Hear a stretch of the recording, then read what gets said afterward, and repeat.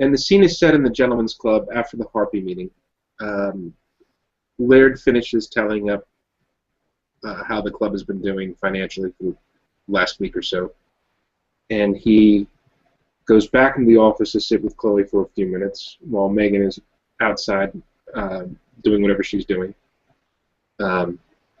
He sits down next to her and kind of sighs. That went well. Right? That's what telepathetic, he says, gesturing with his eyes to her eyes, like with his fingers. Yeah, did you feel the tension there at the end? You weren't sitting in between them. Jeez. I just don't even know. Like, I don't know. I'm staying with Megan for a little while, so I have no reason to go to the Chantry yet.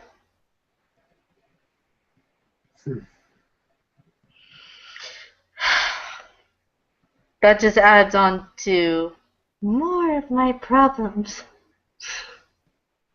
I need him to trust her, It's okay if you can't trust I call. It's okay if you can't trust any of them but her. I need him to trust her.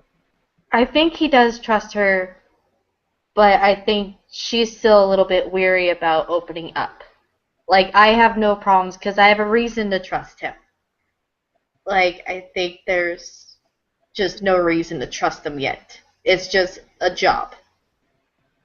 She's going through a lot right now. You can roll perception empathy. Says that. I will do so. Open. 1, 2, 3, 4, 5, 6. Yeah, sure, why not?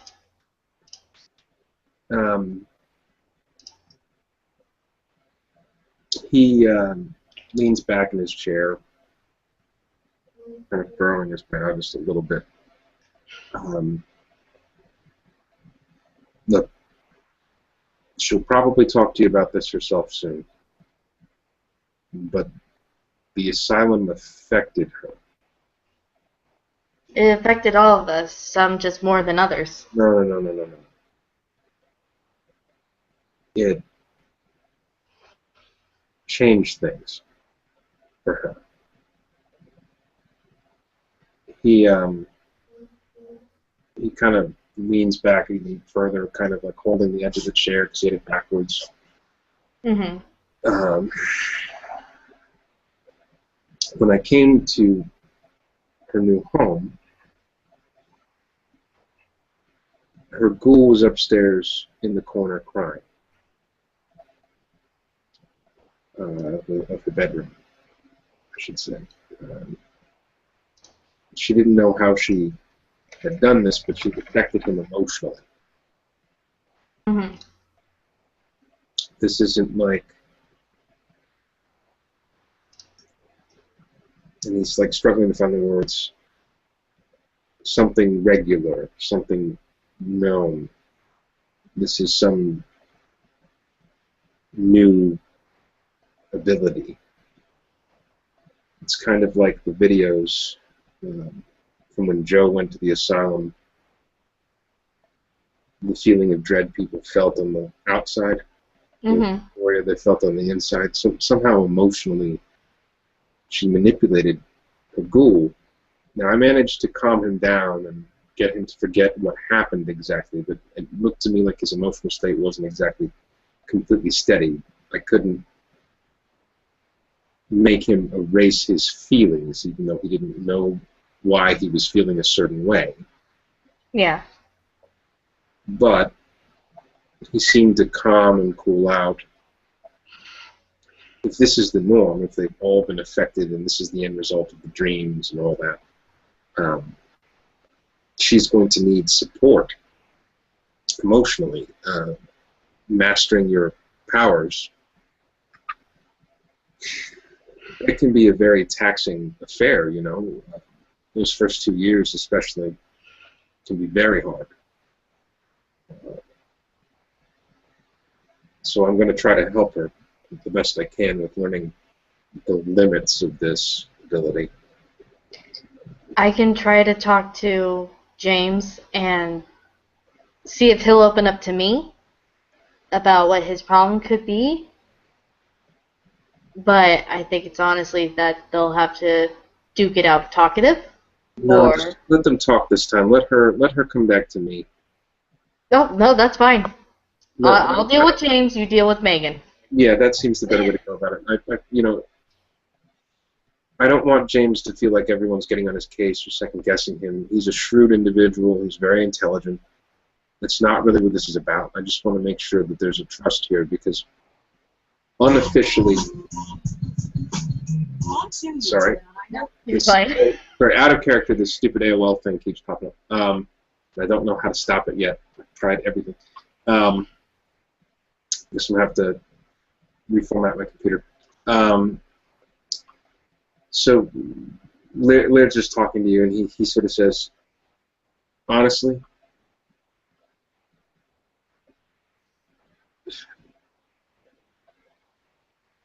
James's energies when they're focused are incredible, but when he's paranoid about something, his first impulse is always sort of a scorched earth policy. And I don't want that right now when we need to be politically unifying the clans. Yeah. We saw. Well, he's like me. He can be very hard to trust, especially with the whole Rojas incident. There were treaties. They broke the treaties. They remade the treaties. They broke the treaties. Javier just wants to make a mess to see if he can get somebody else to clean it up. That's really what this is about. He's not entirely unlikable, but he acts like a child half the time, and that's the problem. He hurt James's pride. He didn't kill James. He didn't kill anyone. He hurt his pride, and James is not the kind of person to let that go. No. And I don't blame James for feeling a certain amount of anger. But I've tried to get them to make up. You've tried to get them to settle their differences. It's just not going to happen.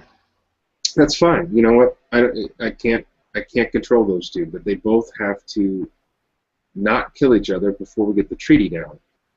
The treaty is paramount because if the Anarchs aren't constantly running around causing problems, and they're busy being productive, kind of figuring out what they want to do with their stake in the city, then we as a clan, we as a conclave of the clans, as the Camarilla, can come together hand in hand with them when there's an outside threat, and then we're not also setting ourselves up for failure in terms of the Giovanni, where they're manipulating somebody with one faction or the other in order to strike out against somebody that maybe threatens their hold on the city. Mm-hmm. The hard part is coming.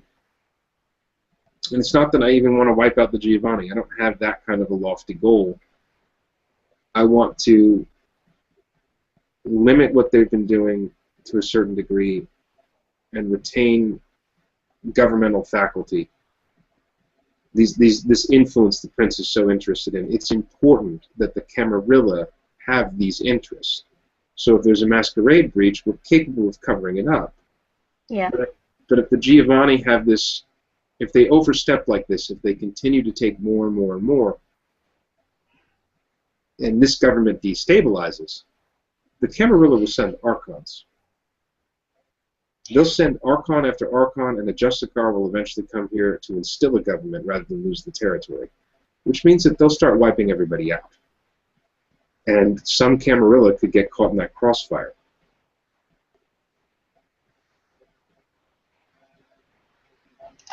Sorry. It's okay. I had to sneeze. No, I almost sneezed right here. So.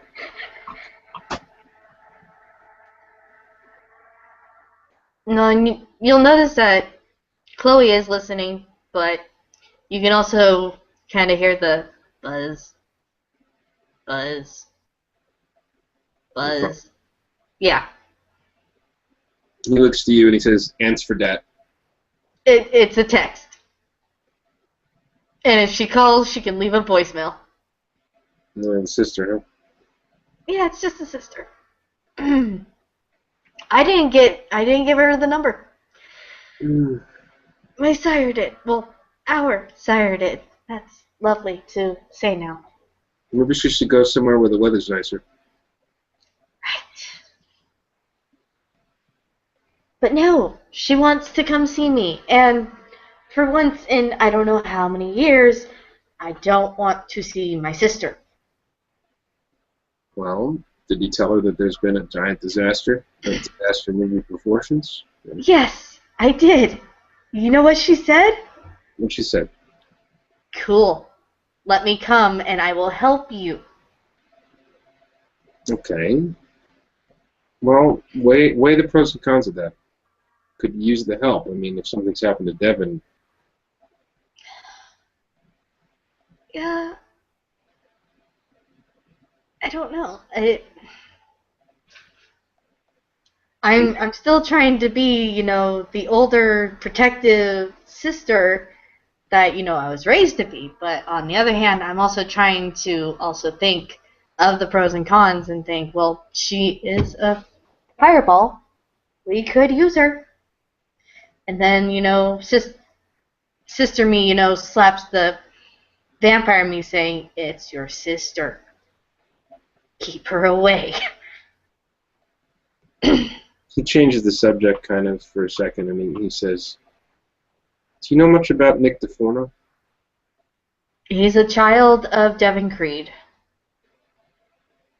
I mean, like, do you know how to get a hold of him? Do you know anything about?" No, I never got to meet him. I'm gonna run down the list here. I gave your number to Lex Chambers. Have you met him? No. All right, he's another Bruja, kind of a lost soul, but a very good guy. Quiet, but solid, trustworthy. Okay. And I want you to. He keeps bumming around in that park like a homeless person. What park? The one in your apartment.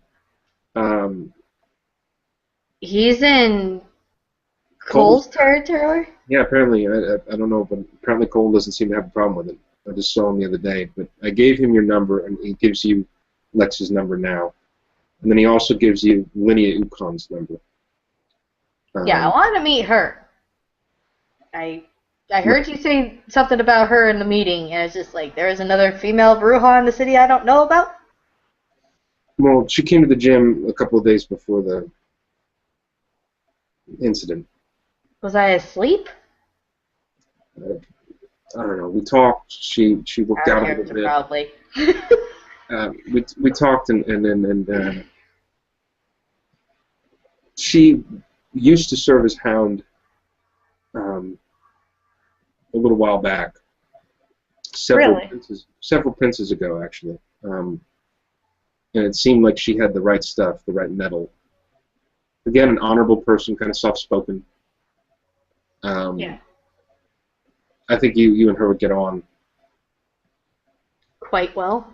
Yeah. I mean, she's less of a social butterfly than you. He sort of smiles. But the two of you would be tough to tangle with on a physical level. So I recommended her for Hound.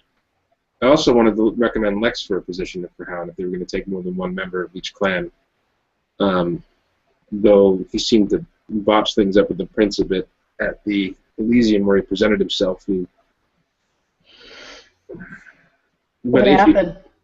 He gave him a Black Panther patch. He's a socialist from the 60s. He didn't realize that maybe the Prince would read into that a little too much, I guess. I don't know. The Prince was not amused. But, again, I don't want to see somebody young who maybe doesn't... No. His sire did not invest in him. Most Brujas don't. I got lucky. Yeah, he knows next to nothing. I feel like I've been teaching him our ways more than anybody's ever taught him. You know, it's a little... I'm not Bruja. I can't... There are certain things I can't... Then you might want to send him my way. I told him to go to you to get a spare key to your apartment if he could. You know, like if you had a spare room, even just to put him up until we could find him a place nearby. You know, like because he's living in a drain pipe. From what I can see, it's pretty. You know, or maybe Creed's, I'll get a hold of him. Maybe Creed's manor. That place isn't livable. Could Oh you my take me god, there? don't even get me started on that. Could you take me there? Right now? Not now, just if we can't find Devin later. Yeah. I mean, it would be a really good place. But the Bruja altogether do not have any funds. I am getting paid by you. I don't do gun running for Javier anymore since I lost contact with him, so I'm not getting any money from him. And then the Tremere are providing my home. My real source of income is you. Well, if you want to come work with me with taking over this block a little bit more, we can try to figure out ways to set you up financially a little better. But And I mean, I love my home, and I'm not going to give it up, although it is owned by the Tremere. I'm not giving up my home. And it's better, no offense, but it's better than the red light district because I have spent way too much time living in my car in a parking lot. you can't even feed here yet. But that's why I want the place. I want to call domain here because nobody wants it, so I can turn it into something better before they realize the potential. There's other areas in the town then to expand to that nobody's really got a vested interest in yet. I've got my ideas. I've been looking at the map. But, you know, if you help me out with a few things, we get a little bit of money together, I'll try to get you some startup capital. We can look into some ways maybe to go into business together. Okay. That might help.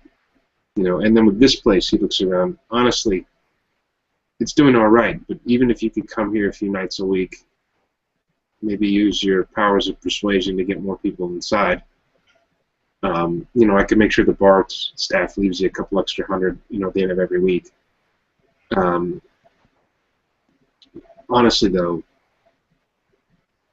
he's looking around. You know, at all the screens, the monitors and everything, you know, the security feed, kind of pausing for a second. This is a dangerous, dangerous time. Whatever's just happened, Apollo of Corinth will come back. I would bet my life on it he's going to come back. And you're Bruja, and he's gunning for that. He's gunning for you, your clan. Whoa, whoa, whoa, whoa, whoa. When were you gonna tell me this? Well, like, she's like straightening up, like, wait, what? I thought you knew the whole story with Apollo. I thought it was a common knowledge thing. Okay. She's like, what? Apparently he's some ancient Greek Lysambra. Well, I've heard about, like, him, but not, like, his destiny. He's supposedly an incredibly handsome, striking individual. I don't know what he looks like, but I know that he's supposed to be incredibly paranormally good-looking from the way that Francis Chess described him. Francis became obsessed with this person who turned his wife instead of him and then committed untold of amounts of murder trying to mimic vampires to get their attention. And then to reward him, Apollo had a Malkavian, you know, someone from another clan, turn him and then let him loose in the city. Maybe it was partly a distraction for what was going on at the asylum. I don't know. So what, Francis Chess, the Black Rose Killer, is actually a good guy? No, he's a homicidal maniac. Look, I'm going to tell you this because I think the others maybe would react one way or the other. I didn't know if he was initiated in the Sabbat at the time, so when I took his body, I cut off his hands and his feet. Well, big steps. Well, you make a mistake, it could be your last. I took him to the prince. The prince has him now. Okay. He didn't execute him. And he wasn't cruel to him. but we talked with him for a while. I bet. Honestly, the prince was very noble again in this particular regard, in my opinion. Mm-hmm. He showed a measure of calm even in a trying situation. And when we left, he staked him again, but he didn't, it may be that Francis Chess could find a life within the Camarilla at some point. I don't know yet, though. It would take a lot of conditioning.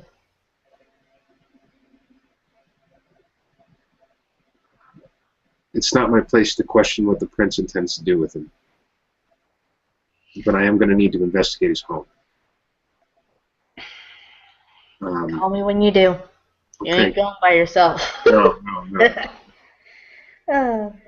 There's a Malkavian Antitribu, 2 La Sombra. The 1 La Sombra has we're talking about cults, right? The Cult of Luna thing, I didn't get to read too much up on Mortimer's bit, but I'm going to... No, I'm going to. I want to. I know that with Apollo, though, the sons of Zeus follow him. Some Greek ancient cult. And apparently Apollo uses javelins, these giant wooden javelins that he propels with a tremendous force to stake people from long distance. So You're kidding. I am not kidding. And he hates the Bruja. He has some ancient grudge. He fucking hates the Bruja. He gets a hard-on for killing them. She's kind of, rubbing her chest where she was staked, and it's just like, fuck. Maybe the Chantry is a good idea. Well, I can't be staked again. I will go bonkers. I'm just saying, you gotta be careful. Oh, damn it. Now, there's one thing I didn't bring up at the meeting, and I let it go. Ewan Dunsern and Duncan Dunsern. I've only ever seen Ewan from across the room. Have you ever heard of a Duncan? No. There's another? There's another Dunsern who was involved with Mogans. They might both have been involved with Mogans. Does he carry a putter as well? I don't know. Maybe Ewan is Duncan. Maybe it's another alias. High Call seemed sure it was Ewan in the photo with Mogans. But I talked with a kind doctor, Mrs. Gustafsson, who identified a Duncan Dunsern as being a patron saint for Mogans. And he furrows his brow. You can tell that Laird's been all business tonight. It's a little unlike him. He's been very serious. Serious? Yeah.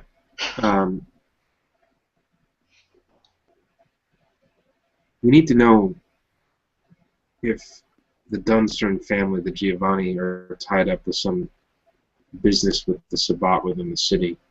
They're allowed to treat with the Sabbat, but if they've unleashed a threat of this proportion, they've violated the promise. This would count as action against the Camarilla. It would go straight up to destruction and involve the prince? Oh, yeah. Oh, yeah. And the other thing, we have to look at the treaty. You've got a copy of it. I want you to study it. I will. Remember that he sighs and he says, they're allowed to conduct business in this town any way they see fit as long as they aren't bringing harm to members of the Camarilla, but they are not allowed to invite themselves to court or Elysium. Okay. If they show up... They've been doing so? I don't know yet. I want to find out about this John who supposedly crashed the Elysium and told the prince they wouldn't be paying the tithe. I want to know if he was invited or not. About the tithe, what exactly are we supposed to do? 10% of all your income. Okay.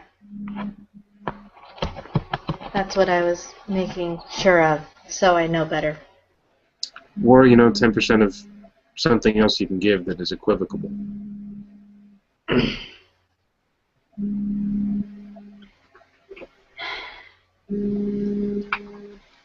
No, I actually hope we find Creed, or I get a hold of Creed,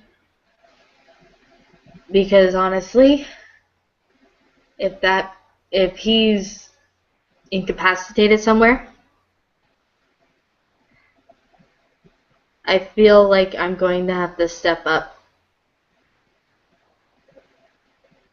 She'll kind of leave that open for commentary.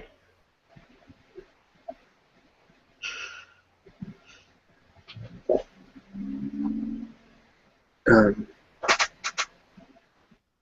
he sort of was looking at his phone for a second. Could you say that again? I'm sorry.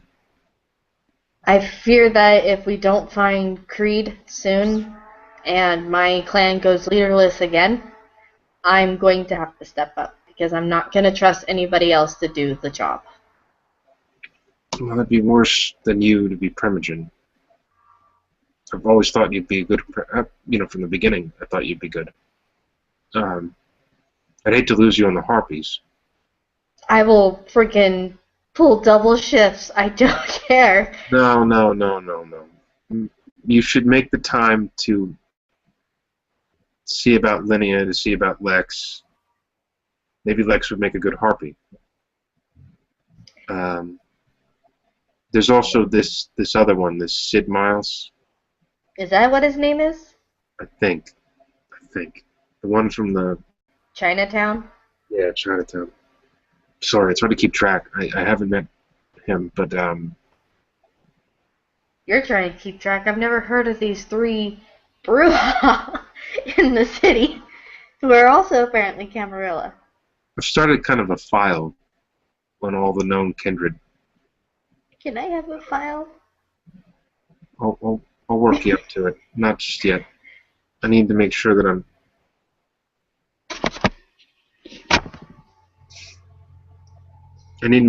right about a few things. But basically, I want the Harpies from here on out to be the investigative group. Even if it's indirectly. I don't know if Mortimer needs to know that that's really what this is about. I don't know if he can stomach it just yet. I trust him. I just feel that like he needs a little time to kind of get used to the adversity. And then there's the nightmares. Well, they're annoying and they're loud and everything, and it keeps me up at night when he's around, sleeping, 2 doors down from me. But I'm not going to hold that against him. Mortimer's a really good sword. He is. I just want to make sure that we don't put anybody in any sort of unnecessary risk because we're investigating things. But you and I both know that there are things that go bump in the night that we need to check out. Yep. Megan, I think, is almost there. She just needs a little time to adjust to this new power. Schmidt's closer than her. But he's still, I trust him. I trust him with my life because he saved it, but he's still got that one side. I trust Schmidt as a man, but as a kindred, sometimes he's just a little too overcautious. You can almost never be too careful. Yeah. But he somehow achieves it. Still, I don't hold it against him. I mean, the Tremere have a very rigid way of life. It's very iconoclastic. They have to... It's actually very monastic, almost like monks. I mean, the way that they live, if you think about it. Like, they're all cloistered together, whether they like each other or not. They are a very insular group, and there's a lot of stigma against them, which I think some of which is unfair, to be perfectly honest. But at the same time, never trust a Tremere, right? You hear those words. I don't think that, though. I think that there is some legitimacy. I guess I don't think that's the word I'm looking for, but You think there's honor among them? Yes, even if it's among themselves and their wards. Which, although I am Harpy now, I still consider myself. Look, every clan has their secrets. I don't talk about everything the Ventrue do. No, and I don't hold you to it. And me, I'm just a chatterbox, so I can't help it. Well, all the clans have their own little self-interests. That's fine. But our responsibility is to be the faces. We're supposed to be the ones who come forward because the elders aren't going to. We're supposed to be the ones who commiserate and make sure the clans are communicating together. But if we're also kind of an agency to sort of investigate problems before they become real problems, then we have a bigger purpose than just slandering people like Mean Girls. He says, don't laugh, I watch movies. We women are crazy. Well, I'm just saying, like, traditionally the Harpies, it's supposed to be this thing, mostly toreadors. It's cool being able to slander, but I think it's cooler to propagate peace and prosperity. That being said, Voltaire. Yeah, I don't get a good vibe from that dude. I've had to make an agreement with him, but I don't need the others to know about it right now. Laird. Let's hear me out. He fits the psychological profile of a sociopath. No kidding. No, I mean he literally is a sociopath. He's a self-admitted sociopath. But I cannot talk to you about any of his personal things that I know. I cannot talk. I've made an agreement with him. All right? And I don't need you letting on. Don't tell anybody else that you know he's a sociopath. You know, keep it to your damn self. We traded certain information. We're going to give Carl a little bit of wide berth, a little bit of anonymity. The thing is, I'm scared, like, what he's going to do with that. He is going to be the one who is capable of things that we are not.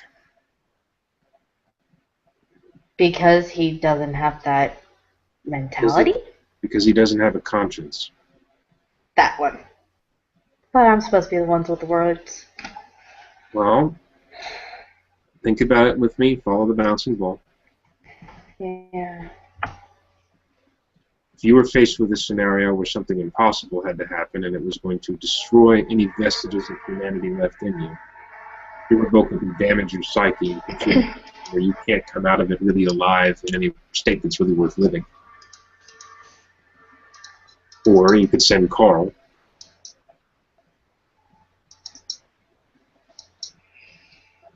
Where he doesn't have to think twice about it. Right. He's prepared to do what's necessary, and it won't cause him any qualm or harm. Yeah. And all we have to do is support him a little. Keep a little bit of a healthy distance, but support him when he needs it. I'll keep the healthy business. You, distance. You, yeah. Look, I'm not going to hold on to this position for very long, or survive in this position for very long if I don't make certain deals. I know. I know. You're a lawyer. You gotta make deals. Well, admit it, it's also your mentality. Well, of course. I mean, it's the first thing I think to do. You know, it's preferable rather than just trying to execute somebody because I think that they're creepy. But, you know, end of the day, despite Carl's mentality, one fact remains that is true. We are not human any longer. And the laws of the kind, even though maybe our hearts align with some of that, don't apply to us. He's not done anything wrong in terms of kindred law or society, whatever he may do in his own time. I think that Carl is a complicated person, and I would rather that he, for the most part, support and trust this committee that we've pulled together here, so that we can call upon him when we need him, or we can direct his energies in a way that's fruitful for the Camarilla as a whole, and make him feel like it's the logical choice. See, the thing about a sociopath is it's all about logic. They don't really view others as being equal. If our arrangement remains logical, there's no harm. He'll help us. Okay. He'll want things in return at times. We'll do a few things that maybe we don't feel great about, but we'll keep everything light at minor build level. Now, if he becomes Old Yeller, that's when we'll call a special meeting. Yeah. But I don't want that to happen. I would much rather see him maybe even find a little bit of peace. Some of the things that man has been through, which I, again, cannot talk about, would have driven any of us to maybe even worse places than he's been. And that's all I'm going to say about the matter, because I have to honor our agreement. That's fine. I don't want to know. Honestly, I don't. He's got some creative ideas that are not bloodbaths to direct towards the Giovanni. I'm going to team him up with Mortimer. I told him that if he thought I was soft, Mortimer was a pillow. And that he wasn't allowed to break him. I know, but he's still going to break him. No, he's not. He's not. He knows. He knows. He's going to break our Cloverfield. No, he's not going to break Clovey. He smiles at you. but he is going to help out with this little matter with the television station. Oh, dear. Send a sociopath onto TV. Yay! Sounds like every other person who appears on TV to me, so really honestly. Touché. Not that different from Jersey Shore. Crossfire. Bill O'Reilly. Yeah. I mean, like, it just goes on. Should I consider... She'll, like, completely just change subject, like, shaking her head and just change subject. Should I consider letting my sister come into the city? As you hear the buzz, buzz, buzz.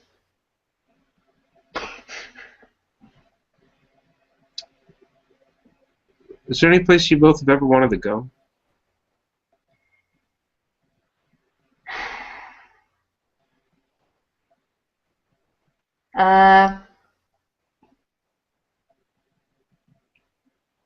It was Reno. Tell her to go to Reno. Tell her to go to Reno? Yeah. And I'll meet her there? What? No. Just tell her to set up shop in Reno and make preparations in case you have to leave here. Okay. Gives you a place to go. It's small enough. Although that might not work to her advantage, because if she freaking screws up, everybody and her grandmother are gonna know. Oh, I mean, she can always run to here then if she's got no other options, but I would think that maybe it's best to kind of let her stretch her legs a little bit someplace that's not a war zone. Or that's the thing, she wants to come here. Yeah. So I might just have our sire send her. I'll advise it to him, and then he'll send. Sounds like a good idea. It sounds like a good idea. Look, I'm going to let you in a little secret. I've been hard on the Giovanni, but it's not because I want to take everything from them. It's not because I want to kick them out of town. It's not because I want to kill them. I actually could care less. What I want is for the Camarilla to be strong enough that the Camarilla doesn't send in its own secret police, essentially, to deal with the problem. Okay. You know, that's...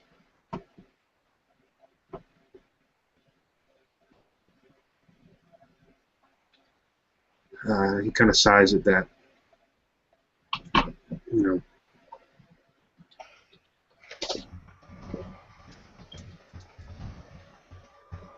It's really the... And he didn't realize it, but he managed to somehow pour himself a gin in the midst of all that. Where did you find the bottle? I always leave one in here, he says, and he's sort of staring at the cup. Holy crap. And he puts the cup down, and then he sort of looks back at you, and he says,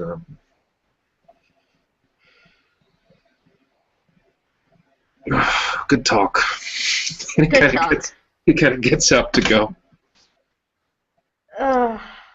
I'm gonna hang out here a little bit more, though. I'm on a writing rush. Mikasa Sukasa, and he leaves the room looking for Megan.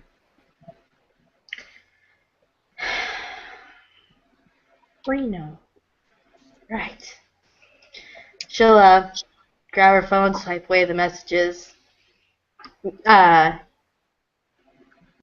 a message going towards her sire. Wesley, I really need you to not let my sister come here. If anything, send her to Reno. She'll put the phone down, turn it on silent so she doesn't hear the buzzing anymore, because she knows that Wesley will tell Pyra right then and there, hey, guess what? You're going to Reno, and all hell is going to break loose on her phone. So she puts it on silent and just slides it away, grabs her book, opens it up where she left off. Chapter 16. Hell through a phone. And this, my dear friends, is where our scene will end. Have a good night.